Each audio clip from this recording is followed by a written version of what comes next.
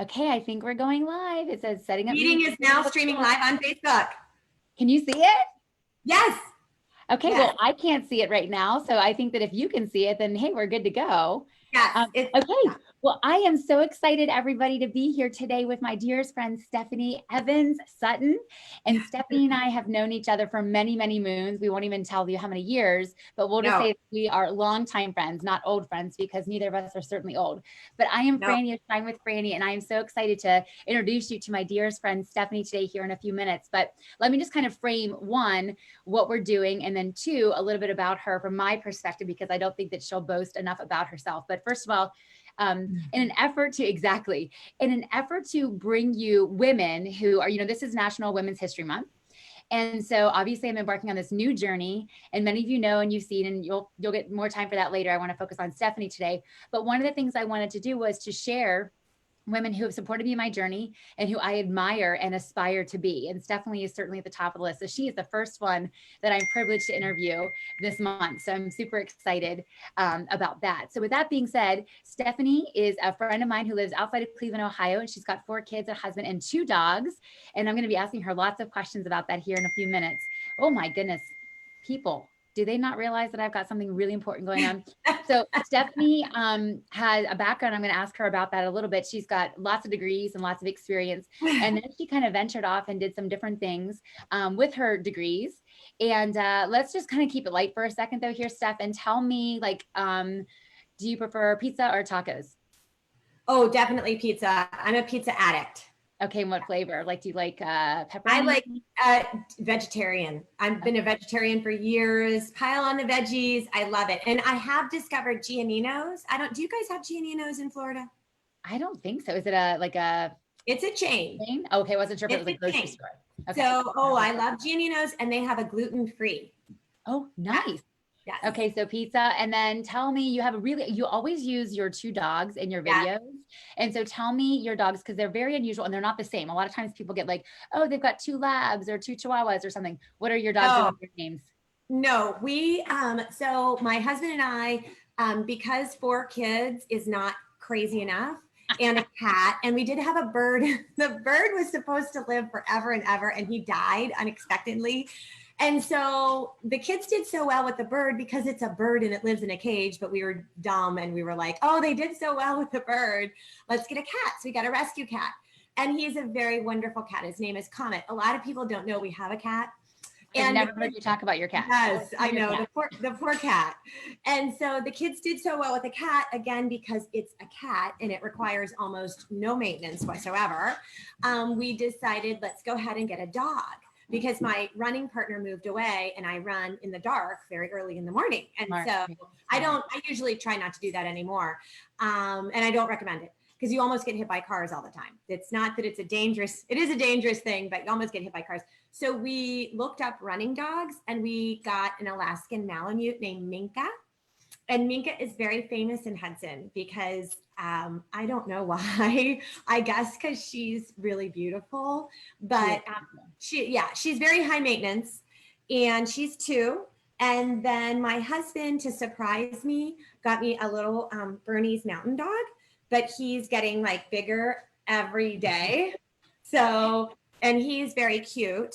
And I've been using them. So I take them into my classrooms and I use them to introduce animation and coding and STEM projects, because the kids love them and they want to take pictures of them. I was going to ask you about, because I didn't even mention what your business is.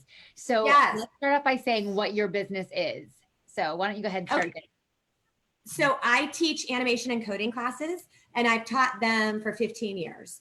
And I am just so lucky. We live in such a terrific time, as you know, being an entrepreneur yourself, that technology has gotten so hot. And if you are in technology, everybody's your friend, and they're constantly asking you, how can I get online? What types of social media should I do? I have this successful physical business. How can I promote it on the online world? So when we found out that we were expecting our first child 16 years ago, my husband and I said, okay, one of us can stay in the professional world and one of us do something on the side. And I said, I think with technology, I might be able to teach on the side. And so my big thing is I teach when nobody else wants to. So I teach in the evenings, I teach weekends, I teach summer. Now, how do you And have 4 kids? Because I know you mentioned you have 4 kids, and I can see them kind yes, of peeking right there behind your shoulder in your family yes, picture. in So my how family do picture. you do that? Like, why is it that you're able to do that? Because Stephanie, Stephanie's one of my really good friends, you guys, and she is like ongoing Uber. She's, going here, going there. She's always on the run. And with 4 kids in their teenage years, all the way down to how old's Willie? 8, 8. Okay. yes. How do you do that? So a lot of the stuff that I develop while I'm sitting in the car, and I'm like, ooh, this would be a really great class to teach on, my kids' latest thing, if it's Star Wars or if it's Harry Potter or if it's a TV show. I know what's really hot in the kids' world. And so then I'll just create a little animation lesson from it. And I try to have the animation lesson, it's outlined, but I don't go for perfection. And when I go into a classroom to teach, I know what we're going to be learning, and I have been creating workbooks, but I let the students, especially with technology, you can really let the students play. And once they get one concept, so they draw a picture, and then I teach them how to turn it into a cartoon, how to make the picture move with either coding or an app. And once we start down that road, I really let them drive the class. Right. And I have I have the best students because they want to be in my classes. Right. And I always have like a superstar. So one of my little tricks is I let my superstars go over to the student who is not so sure or just needs a confidence boost or is like, ooh, how do I do this again? And so they both sort of team up, and the superstar then tells the student that has the question exactly how that they've done it. So there's like a lot of peer learning there. And then we share a lot as peers too. Like even if it's just drawing something, I have everybody gather around their computers and share what they've learned. Right. And so I think that not trying to be perfect and then sharing the learning have been two really big strategies for me. Well, and I was going to say, so how did you go from, because tell us what your background is, because obviously, you said before you guys had your first child, you were like, I think I can kind of do this as my gig, and I mentioned in my book that I wrote like the giggers, right? Like this is kind of the new term that they're putting in the Urban Dictionary, that people are giggers. So you were just like ahead of your time. Obviously you're making history 16 years ago, you were gigging. Like, how did you kind of go from what you were doing, and tell us what you were doing? And then how did you transition? Well, okay. So when I went to college, I wasn't quite sure what I wanted to do. I kicked around some ideas.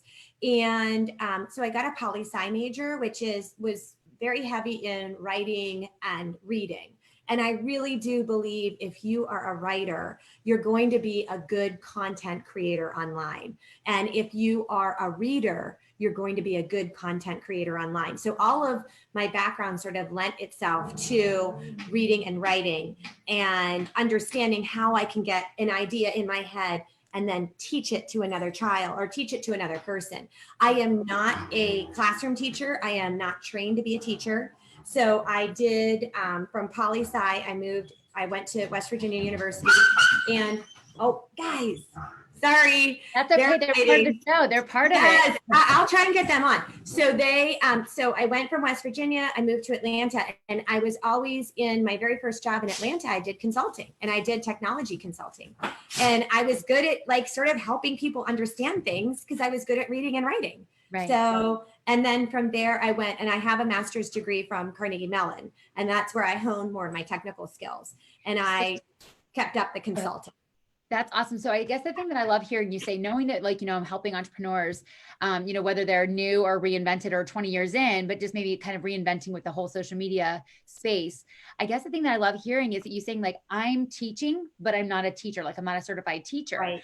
So what would you suggest to a person who maybe is a little bit like nervous or anxious about like, I don't have a degree? I mean, have any of the people you've ever worked with, Stephanie, have any of them ever come to you and said, hey, what's your teaching background? Like, hi, there's Bear. This is Bear.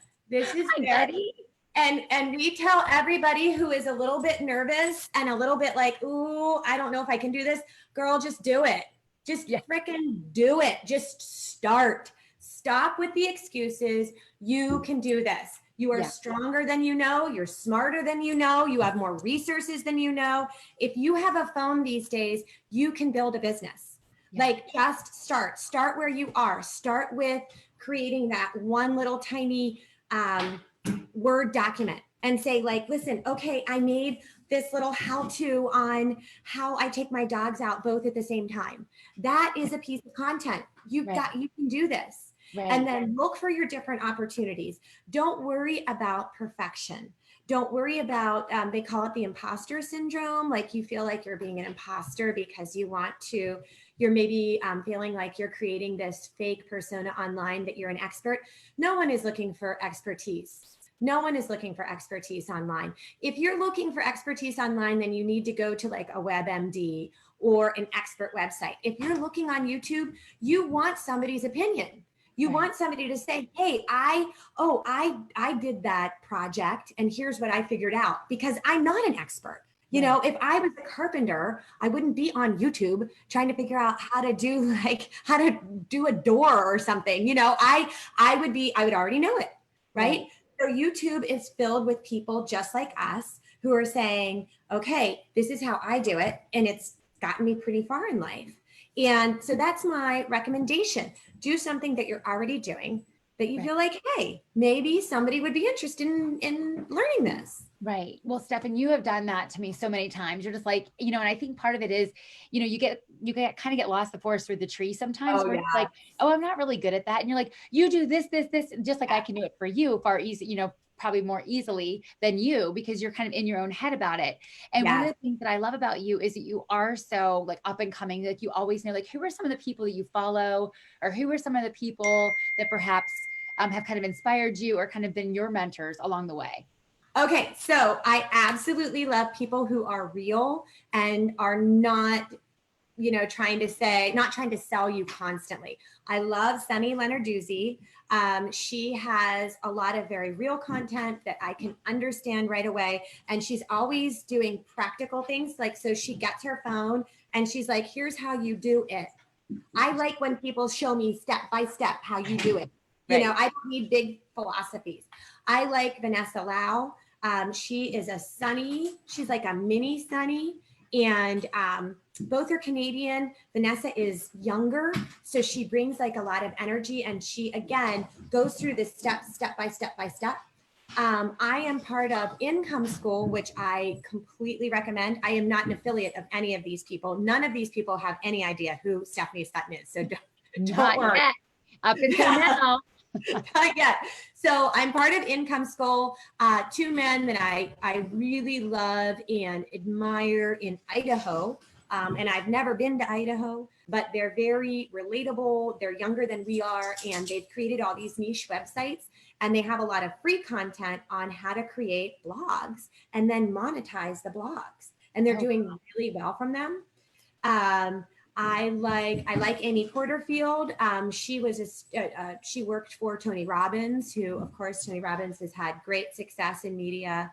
So I would say all of those people. I like Content Bug. She's very young. I think that the energy around younger people online is really exciting, and they get down into the nitty gritty. How to make a YouTube video, how to upload, how to make a thumbnail. That's the kind of step-by-step stuff that I think we're very afraid. Practical. Yeah. And like you're saying, very it's practical, and we're sort of afraid. Yeah. We're afraid to like figure it out. Yeah, I've heard that like our generation, Stephanie and I went to high school together, but I heard that like our generation is kind of, we're after the baby boomers, but we're before the millennials. So we're kind of like knocked right, like kind of like bookended, you know, between them, or we're kind of in the middle of those bookends, I should say. And so with that being said, that they say that we're much more open to trying things than the baby boomers are. Yes. Yes, not as tech savvy as the millennial generation is. And so I guess that one of the questions that I have for you, speaking of that, is like, how did you what was your first thing you started with, right? Like that you were just like, I'm going to try this, because I know that one of the things and I had said to you that I was going to ask this question. Like, what was a low hanging fruit that you just started and you're like, oh, I'm going to try this. And in your community, let's hear this right you now. Have so many this agents. Right now. Yeah, okay. Sure. So I want like action steps right now that we can try. Yes. Action step right now. Do you remember the organization called La Tip? No. So lay tip, like lay tote. Remember the lay tote bags? Oh, Girl, yeah. I know you remember the adorable bags. Yes. Okay. I never had one. I was just jealous of the people that had one. Okay. Oh, I think you can get one in a garage sale for right, 69 cents right now. yes, exactly. Okay, so he's biting my chair. So Lay so tip. Lay Tip was an organization that it was, I think it was international, where you go and you had to have a business tip for the group. Okay, so we went to this 9 a.m. meeting at Perkins, and I was a realtor, and I had to bring a tip for the Chamber of Commerce person, or I had to bring a tip for the person that worked at Dick's Sporting Goods. Okay. So this woman that I knew who went to Lay Tip, she started marketing stuff a little bit online. She was like, it was before Facebook got really hot. She emailed me and she was like, listen, the library system here is really big, and you can start selling classes at the library in what you're doing, and which was animation, digital animation. And she said, I've been doing it for a little bit, and I do these Lego classes. And she said, I went to my Lay Tip meeting, and they were talking about how you can get. I think it's Canadian. Sorry. Is it Canadian? I'm just making it up because it's Who knows? Right? Who knows? Let's roll with that. It's this really great Canadian organization. So she said, I went to this meeting, and they said, get yourself into a situation where you're in front of a lot of people, and they do all the marketing for you, and that is your library system. So it can be in chocolate making, it can be in bubbles. They have the bubble lady all the time down at our library at Hudson. It sells out. The bubble lady who just creates great big huge bubbles, and they pay her for creating huge bubbles. Okay, get your class and go and sell it immediately to your library system, because they have money. Tell us what kind of money you're talking when you say that you'll get paid, because I know that you and I've talked, and I've been like mouth on the floor, like, what at the library? Like, if you don't mind, maybe you can't share figures. You might not be, able to disclose that, but what kind of money? It's good payment. Now, see, I do things, and this is another good tip. So I have a skill set that a lot of people don't have a skill set in. I have a master's degree from like a top rated, Carnegie Mellon is no joke, right? Because you're really smart. So, yeah. No, I was the low hanging fruit at Carnegie Mellon, let me tell you. So, but because I have a certain skill set that a lot of people do not have, I have certifications that other people do not have, I am able to charge like about $100 an hour. And I am able to go in and teach camps. And then when I do teach summer camps, I charge over $1,000 to come in and teach your summer camp for the week. And that's several hours. Or per, like, for the whole camp? No, that's just I do a flat fee. Okay. And however many children, however many children they get in, that's their responsibility. So because I'm not like this super organized person, I have a lot of balls in the air all the time anyway. I don't want to deal with marketing, and I don't want to deal with registrations. So I work with other organizations. Another good organization that you should all look into right now is your community rec. So we have Hudson Community Education and Community Rec Center, and they do all the different programs for Hudson after school and summer. And they do everything from like basketball to skiing to snap classes, like classes in Snapology, those little Lego classes, to science classes, to STEM. Go to that organization. So they'll do all the marketing and the registration for you, and you just charge a flat rate to go in for that week and teach that class. Or it can be like a 6-week class every Tuesday night at 7 to 8. Okay, so I'm gonna challenge you with this, because obviously that I'm kind of like more in the online space. What would be the benefit, or how could you take and parlay that session that you did in your community rec? How could you then take and pivot that and kind of rebrand it into an online space? Okay, so that is the question of our time right now. And I think in 2020, everybody is trying to sell online. How can I sell online? How can I sell online? Right. I would say take all of that physical energy that you do for your physical class, and you're going to have to expend that in your online space. So you're going to have to make that class maybe on a Teachable or a Udemy or make your own online class. And then you're going to have to spread the word and say, okay, for $5, I mean, do something really super low cost at first. Come and join me online and I will teach you how to do an animation. And the animation will be, you know, of horses running down the road, and do your description really, really fun and have it be really relevant.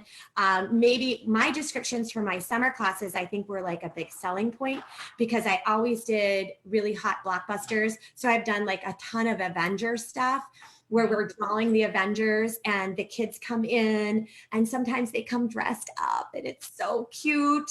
Yeah. And then we do that online. Well, so the thing that I'm, you know, the reason why I'm wondering too is because I, you know, personally, you and I've talked about this before. And the reason why, and I did that in the very beginning when I was starting things, but what it did, one, it helped me with confidence. Like you're saying, like you were able to be there with the kids and then help me troubleshoot, you know, like when I was doing other events, I was like, oh, this did not work well. Yes. And so it also then gave me, like, they were almost like my beta group, right? Like I was able to take this group and then say, okay, this didn't work, or this is how I would change this, or this is what I would do differently. So, and it gave me money in my pocket while I was, you know, it was my side hustle while I was creating it. And so the other thing about this for me, and I was going to ask your suggestion or your opinion on this, was like, I literally was running two groups almost simultaneously. I was doing one at the brick and mortar. And then like 3 or 4 weeks later, I just piloted my new one online. And I was only 2 or 3 weeks ahead of where I was in the in my brick and mortar class. Would you suggest something like that? Or do you feel like there has to be kind of like this latency window, or what are your thoughts about that? Okay, so I love doing things in person. Like you said, you can get so much feedback because you can have it all laid out in your head, especially when you're teaching children. They're going to come up with A, B, and C that you never thought of, right? Because your brain is so much older than theirs. And I know certainly when I'm teaching online or I'm helping people online, they come up with questions that I would have never thought of, just because their device is different. So their phone is not the phone that I'm using. And so their monitor isn't the monitor that I'm using. And so I have to sort of troubleshoot a little bit. Yeah. And so I love doing that in physical space. Yeah. But I mean, try it online. What is the worst that can happen online? You run a class, it doesn't run well, give back their money, refund them their $5. You know, it's really not that big a deal. And you're not going to understand how well you do until you jump in and do it. Right. I am not a brain surgeon, but I have been doing this for 15 years and I have met amazing people. I have helped get kids into college. I've talked to so many kids that have come back from college and have said, hey, I've taken this type of graphic arts class. I'm thinking about computer science. All of that has been phenomenal for me. Just what a great reward. So much, so much more than the money. Yeah. It's just been amazing. And I've learned so much. They're always telling me, hey, have you looked at this? Hey, have you looked at that? You know, and that's a really great way to get my next class going. Right. And I was just going to say that. So what are some of the things that we have? Well, one, where can we find you? Obviously, you do a lot of things within your community, and obviously because you've got kids and whatnot, where can we find you? What are your online platforms to connect with you? Or if somebody is interested in having their kids do coding or any type of programming that you offer? And then two, what are some things that you have coming down the pike for 2020? Okay, so I am trying to switch all to my online space, but I have been approached about doing classes online at certain points in time during the day. So to so I'm doing a class on Friday with a public school, a public middle school on Friday from 1 to 3. And they're just going to see me in their classroom online. And then I'm going to see their different computers. They're going to ask me questions. They're going to have a teacher there who is a friend of mine, but I'm going to be running the class. And she's going to be learning along with them. So that's something really new and exciting that I'm really happy about. And I want to jump into more classrooms. Right. You can find me on LinkedIn. LinkedIn is a content graveyard. It is where people come to die. I mean, there is nothing there. I will make a video. I'll get 1,200 views on my video. And it's of nothing. It's of me looking out the window. Because it's so boring, because people just repost things and they repost Albert Einstein saying. So are you saying that LinkedIn is a good platform to then start using? Yes. Okay. Get on there, you will get noticed. Well, that's so interesting because personally, I put this out there, like that you and I were going to be meeting today. It was my one platform that did the least engagement. Well, because you haven't invested in LinkedIn yet, girl. You are all about Facebook. You are all about doing Instagram. Things in your community and in like the community that you have now, which is awesome. Right. But as you transfer and as people are transferring more into the business world, LinkedIn is where it's at. Okay. Because I feel like Facebook is still a little bit more social. It's where you post, your friends and your coffee and your things like that. Post that on LinkedIn. Don't you think people sitting in their business cubicles want to see you like with your coffee? They do, because they're with their coffee. A mug shot. There you go. That's the shot. Yeah, exactly. Okay.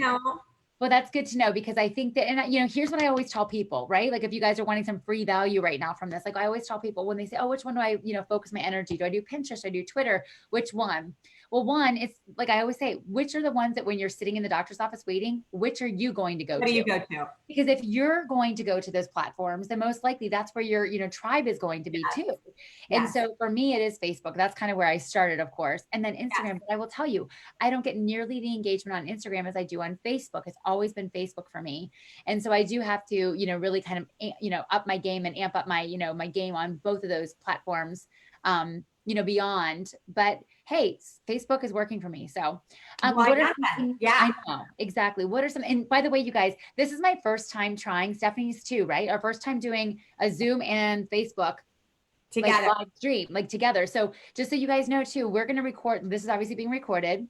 Oh my gosh, I wonder if I record. Yeah, I think I'll be able to, no, it's not really recorded, but I will have it. And I will then, because I'm like so old school, I'm like a Techosaurus Rex over here. You're the tech person. But what we'll do then is Stephanie will be able to share this on her platform, and then I'll be sharing it on other platforms as well. So the great thing about that is it's technology, like she was saying, like we are in a day and age where technology, it can so help your business. So let's roll with it. Like we were troubleshooting a few minutes before getting on here, and I'm a hot mess. I'm like, is this the right button? And who knows? Maybe this isn't even being recorded right now. I don't know. But we're going to know. The best part about it is we've had a great time, having conversation. So what do you have coming up in 2020 besides more LinkedIn? Yes. I know you've been working on a workbook. Yes. What are some ways? I know you just mentioned you're kind of going more towards the online space versus the, kind of boots on the ground. What are some things that we have to look forward to and that we can connect with you, through in the coming year? Because we want to support you. Yes, if you are a teacher or you are a librarian and you want me to be a talking head in your classroom and to run your class, I can do that. I will do that. I am looking for classrooms to come in and to do an animation, to do some coding lessons. We can even do some unplugged coding. Can you do this now? Like, can you go and do like what we're doing right now and like go and share your screen? Why not? So somebody here in Florida can like hire you. Absolutely. They can totally hire me, and we can say, all right, this is what we're going to learn now. And since I'm teaching the class and I'm teaching the teacher at the same time, that's 25 brains that are learning what I'm doing for like an hour, maybe 90 minutes. Really, we're talking maybe 45 minutes though. And then you can take that little 45 minutes and oh my gosh, you can just use it forever, know? Right. So that's what I'm really trying to do. And then I'm going to hire you to do my ebook publication. That's coming out. Holla. And hey, if I would ever finish, I know. Today, this whole week is Read an Ebook, National Read an Ebook Week. So if you haven't bought my book yet, a little plug, go over to Amazon and buy the ebook. And then the real book comes out later this week too. Yes. Oh my gosh, it's coming out this week. I want to put it on my I don't have a coffee table, but if I had one, I would buy it. Thank you. You can put it right behind on that counter. I'm gonna get off at Amazon and do some coffee shop table. Exactly. I know, and then I'm gonna put the book on the coffee table. I'm so excited, and I'm gonna tell all my.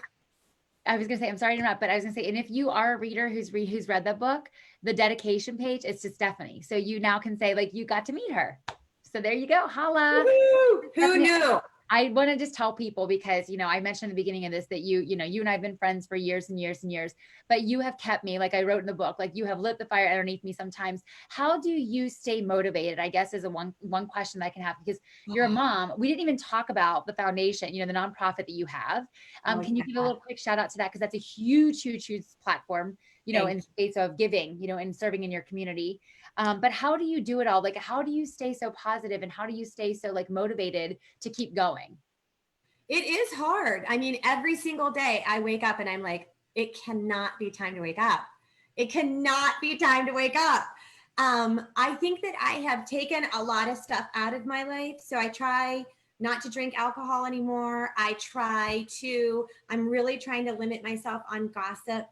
I really try and limit the negative people that are in my life. I really try and say, okay, my house is not perfect. My pillows don't match. My wardrobe is disturbing. I don't care because thank you. Because I've started to like eliminate stuff. It makes room. It makes room. Like I'm able to get up at 5 a.m, 4 a.m, and be like, okay, I have room in my brain to think about like, all right, this is what I want to write today. And this is where I have to take my kids today. And I can't remember to call this person today. And my nonprofit just feeds my soul. Tell us what that is because it's so awesome. Oh, thank you. It's me and 3 other women. And then we have a lot of volunteers that like jump in and out. And we collect and donate clothing locally, gently used clothing locally. And we've been doing it for 6 years. And it is just wonderful. It basically goes from stuff that I'm not using to out into the community to somebody who needs it. And like, I just was at my daughter's sports banquet last night, and one of the team moms was like, I have some comforters in the back of my car. Can I give them to me? I give them to you. Absolutely. Do you know comforters go like that? Towels, old bras, things that you would think like, oh my gosh, when you do not have much and you are raising children, and then we have a lot of people raising grandchildren, those items are just a godsend. Yes. Yeah. And that feeds my soul. That's my retirement plan. I'm going to do that until I cannot carry a bag anymore. And then I'm going to like make all the people in my retirement facility do it for me. The young whippersnappers, like the 70-year-old. You have your like 50-year vision out there. I love that about you. So I'm going to have my visor on and I'm just going to be like marching. I probably will still be wearing this sweater. I have worn this sweater so many times in videos and photos and stuff. I'm like, people are probably like, does that woman have no other sweaters? But I wear black. I wear black and then I throw on a different necklace. Like that's my goal. I'm like, okay, I keep it simple. That's a good tip. That is a good tip. I need to do that. And I like your cards in the background. Well, I like your back. That is a good tip.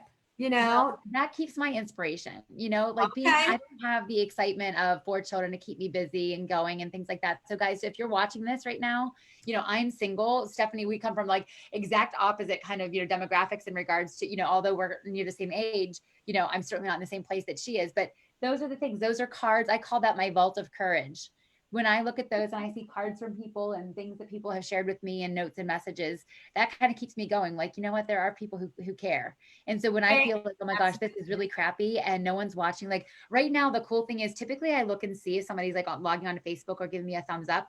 I can't see any of that right now. And let me tell you, that is a game changer for me, because sometimes I'll be honest, like sometimes I think to myself, no one's watching. And then you, like you were saying earlier with your imposter syndrome, where I start playing like, why am I doing this? No one's going to watch this and all of that. And I'm like, you know what? This is not why I started this. If one person watches this and gets one little nugget from today's message, then we did what we were like putting this out to do.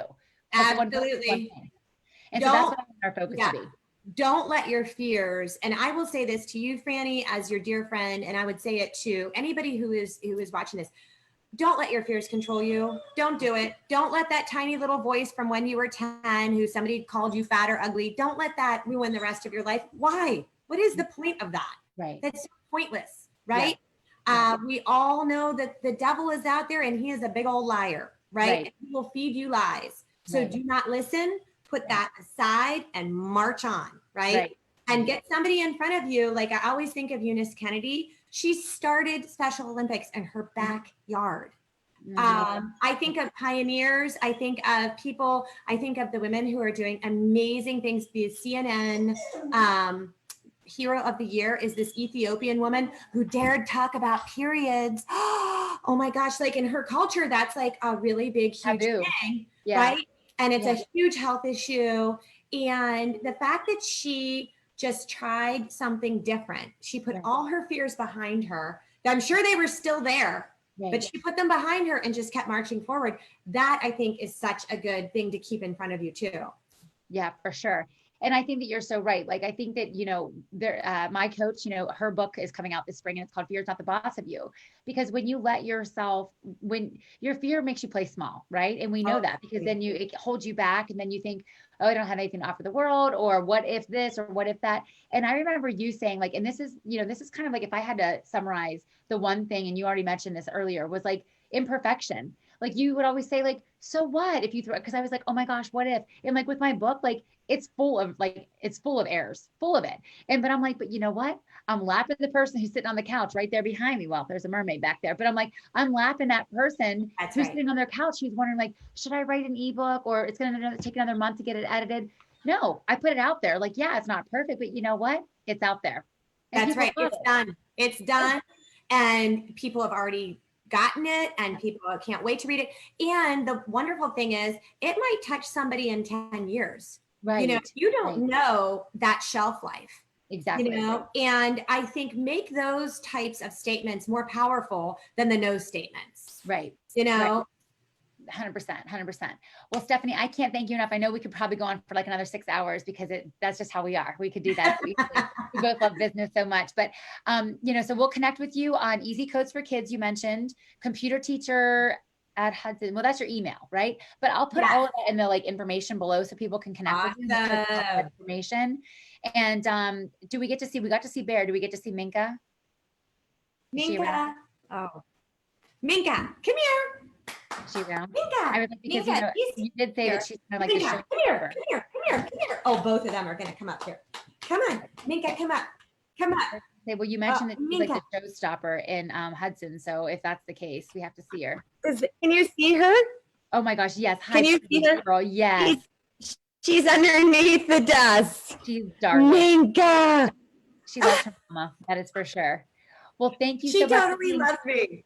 I know she totally does. Well, because you get up and run with her in 4 a.m. That's why. I mean, crazy. Well, I can't thank you enough because you are certainly a woman who's making history, and you've certainly helped, me along the way. And I know that you're going to help so many other people who are watching this. And then of course, all the kids and all the people you get to interact with through your programming. So thank you so much. And I will hopefully talk to you very soon. Yes. Thank you. Love you. Thanks guys. Love you too. Have a great day, guys. Bye.